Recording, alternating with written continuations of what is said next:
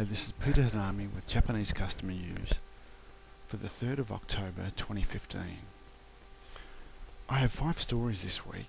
Our first story is about fashion, and this was reported by Jeremy Rothschild in the Australian newspaper on Thursday the 1st of October. The school uniform has taken on its own meaning of eternal youth in Japan. So even older people who've graduated are wearing a uniform because of a feeling of not wanting to give up their youth. This is a quote by Toko Nikado, the creator of Rebirth. Our second story this week is by Mitsuru Obe from the Wall Street Journal on Thursday the 1st of October. And this story is about competition.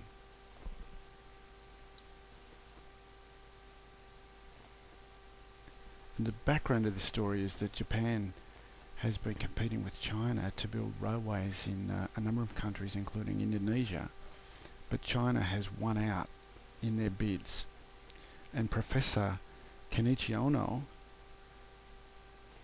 feels that Japan can't compete against China in terms of price, but Japan should shift away from building plants and railways and toward building human capital, such as through education. Our third story this week is about safety, and this was reported by Yoko Kuboto in the Wall Street Journal on the 3rd of October. Now, Toyota has started selling a safety device that allows a car to communicate with other vehicles or traffic lights. It costs about $250 and is available only in Japan. It allows cars to exchange data with other cars or infrastructure such as traffic lights via radio waves. Our fourth story this week is about tourism, and this was reported by Shiro Armstrong in the Australian Financial Review newspaper on the 28th of September 2015. And in the article he states that 2.4 million Chinese tourists visited Japan in 2014, and there are another 5 million waiting for visas. And our final story this week was reported by Kevin Buckland and Shigeki Nozawa in the Australian Financial Review on Tuesday the 29th of September.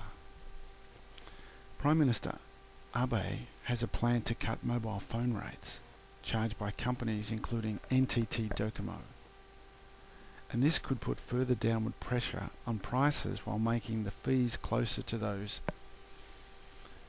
charged overseas. The fact is that the carrier's dominance has kept prices high, and the reduction is going to help increase households' purchasing power.